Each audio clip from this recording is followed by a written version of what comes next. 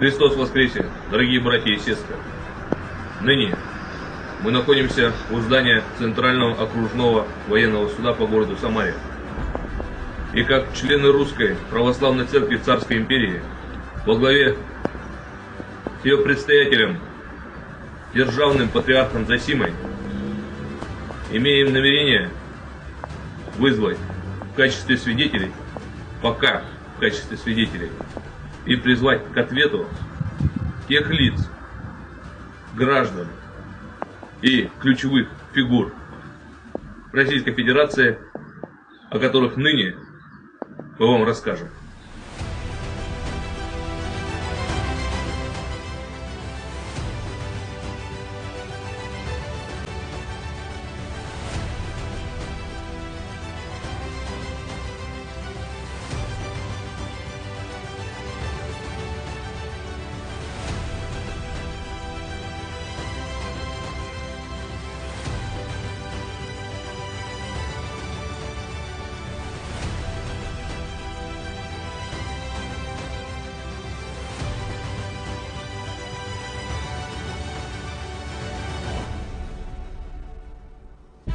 Царь-батюшка, Христос с нами, кто против нас?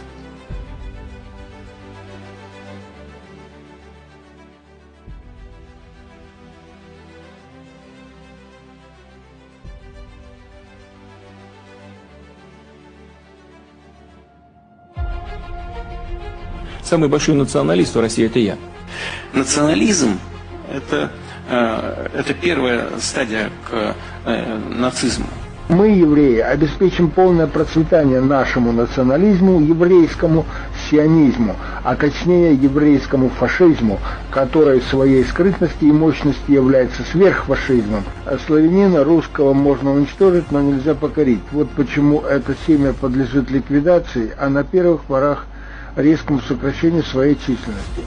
Я не знаю даже, сможет ли сохраниться такой этнос, как русский народ, в том виде, в котором есть сегодня. Ну, будут московиты какие-нибудь там, уральцы и так далее. Библиотека Шнейрсона, о которой вы сказали, она не принадлежит какой-то конкретной общине еврейской.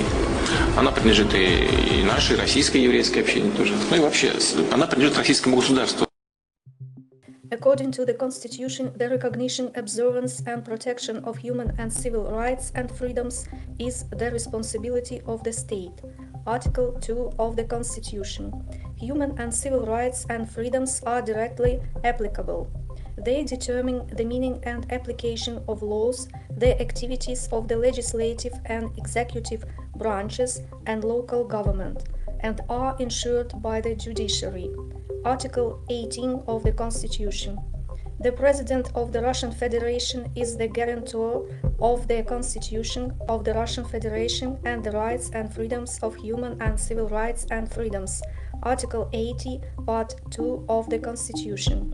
Based on the above provisions of the Constitution, the state is obliged to recognize and protect human rights, and the President, as guarantor of the Constitution, is responsible for its observance. Клянусь при осуществлении полномочий президента Российской Федерации уважать и охранять права и свободы человека и гражданина, соблюдать и защищать Конституцию Российской Федерации, защищать суверенитет и независимость, безопасность и целостность государства, верно служить народу. According to the Law on Freedom of Conscious and Religious Associations of September 26, 1997, number 125 FZ, Judaism is considered one of the integral religions of the historical heritage of the peoples of Russia. That is a traditional religion. President Putin VV repeatedly confirms this fact in his speeches.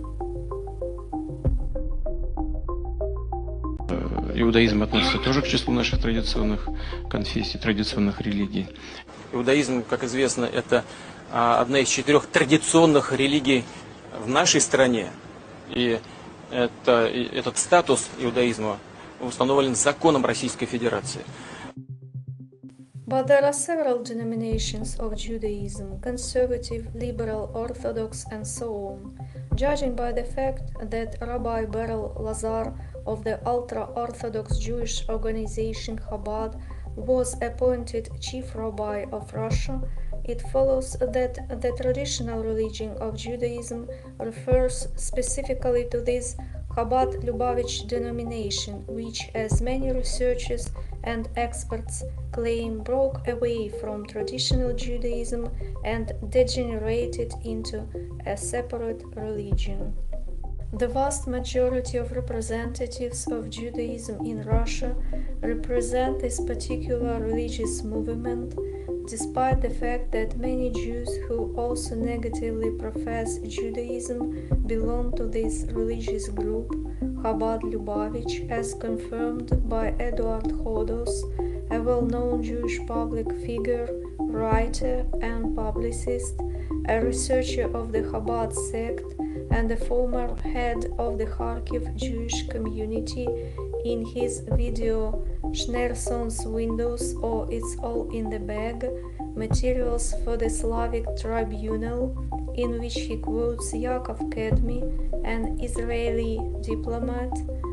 On Radio Aurora, Yaakov Kedmi not only called Chabad a sect, but also placed it on the margins of global religious and political Jewry and distanced it as much as possible from Israel.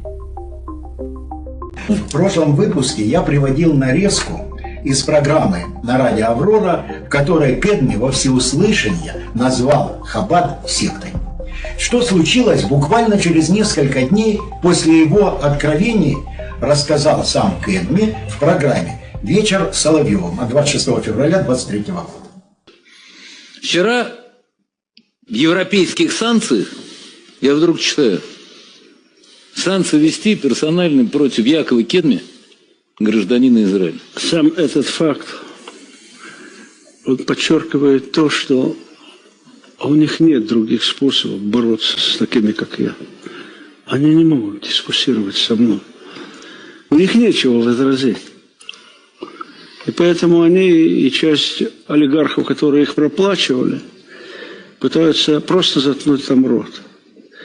Потому что иначе в открытом споре, в открытом разговоре один на один они проигрывают.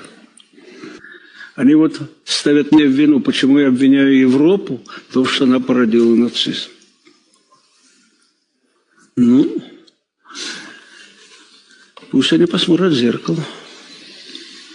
Да. А вы вспомните, о чем все время говорил Кедми с 2016 года, то есть с момента его появления в российском публичном пространстве. Да все о тех же европейских корнях нацизма. Однако никакой реакции, и тем более санкций, со стороны якобы обиженной им Европы не было. Но стоило ему заикнуться о Хабаде, по нему был нанесен мгновенный удар. The doctrinal book of this organization is called Likutei Amarim or Tanya. Several independent analyses of this book have been conducted by scholars, philosophers, religious scholars, linguists, lawyers, and psychologists. Appendix number 1. According to this analysis, the Tanya, the Chabad movement, conceals a misanthropic secret doctrine of power seizure behind the guise of religion, and in essence is pure racism, fascism and extremism. По поводу книги Таня, хаббатского идеологического путеводителя, в котором гои сравниваются со скотом, а их души с нечистотами. Таня, или второе название книги, это Ликутей Амарим, это основная книга хасидов Хабада. The book Tanya states that the souls of non-Jews and their physical existence derive from the remaining completely impure klipot, which contain absolutely no goodness. The book then explains that klipot, evil demonic forces, and sitra achra, evil, are vomit and excrement. The souls of all other nations are influenced by them and emanate from them. Likutei Amarim or Tanya, page 61. According to the teachings set forth in the book Tanya, Chabad Jews present one race as chosen, while others are impure and call for their destruction.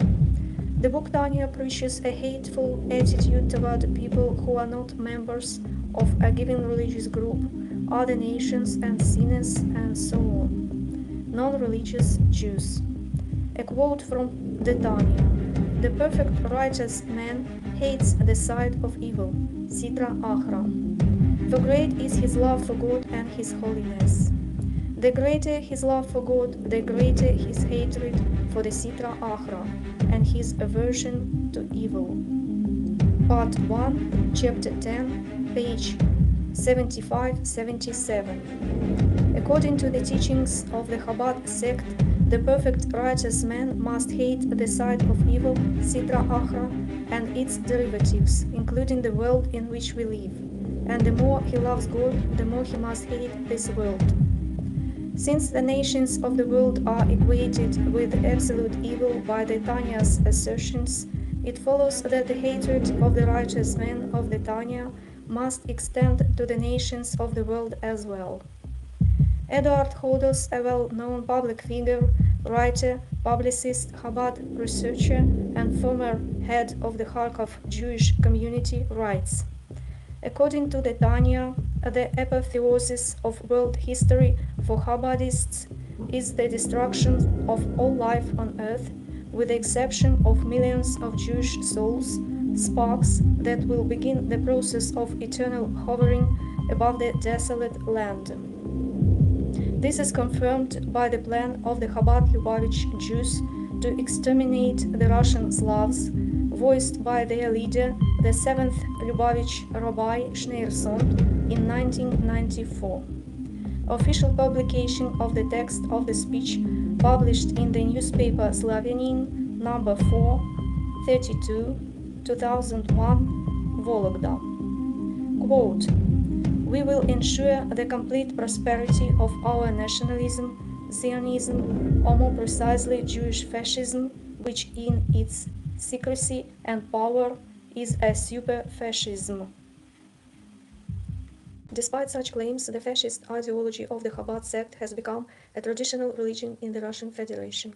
This is not an unfounded assertion, but a fact confirmed by an examination of Chabad Jewish teachings by Russian scholars, as well as a detailed study of the activities of the leader of the Chabad-Lubavitch movement, Schneerson, who himself said that they are super-fascists and Hitler is an innocent boy compared to them. From the cited conclusions of independent experts, it follows that Chabad is a sect of criminals, fascists, racists, and Satanists who regard non-Jewish humanity as animals who, according to the Talmud and Tanya, may be killed, robbed, and raped. The teachings of Chabad are blatantly ultra-fascism, and the implementation of their teachings is genocide against all humanity. This Chabad ideology is enshrined in Articles 28 and 29 of the Constitution.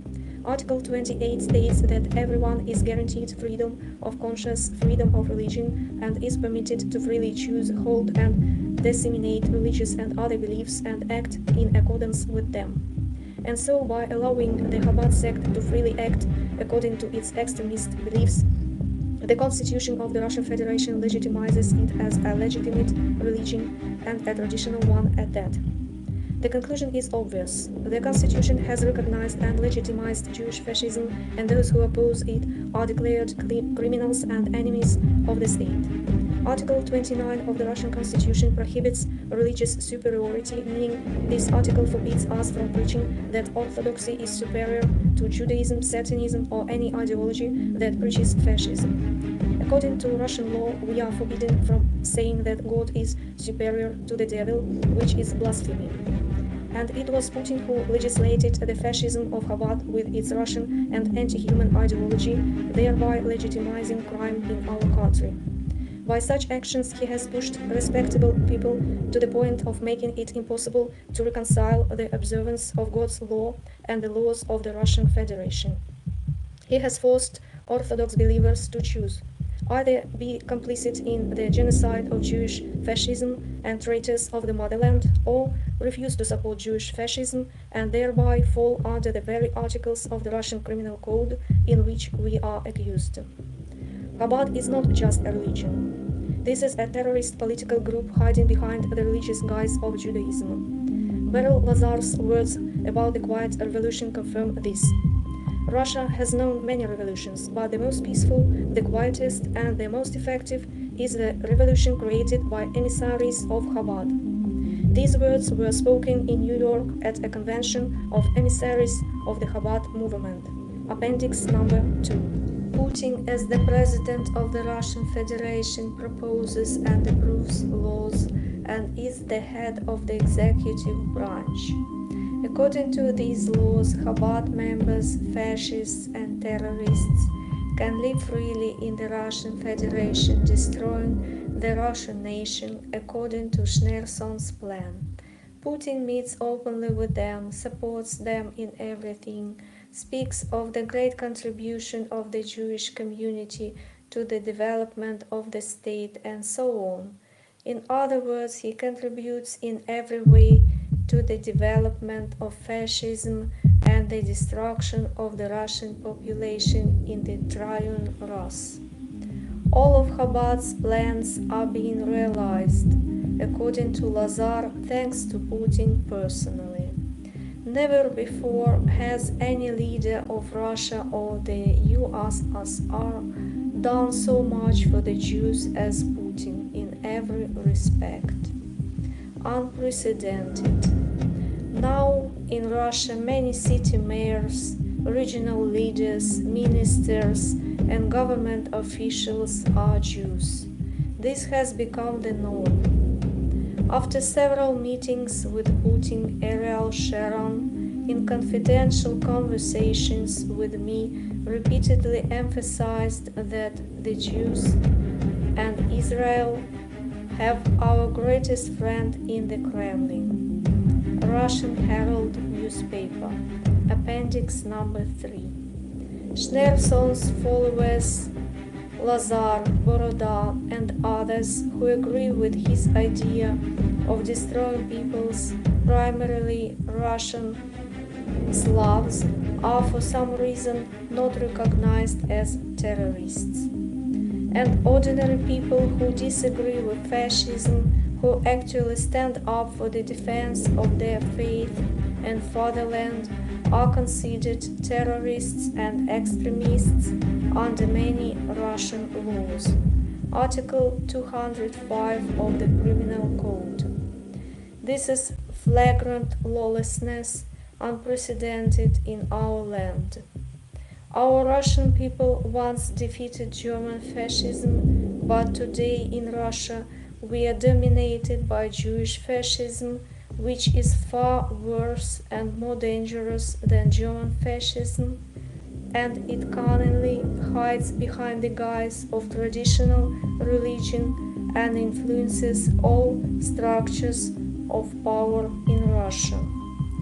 Today, according to Russian law, any patriotic word in defense of our motherland and the Orthodox faith, any word denouncing modern Jewish Satanists, is considered extremism and terrorism. When has such a thing ever happened in our land?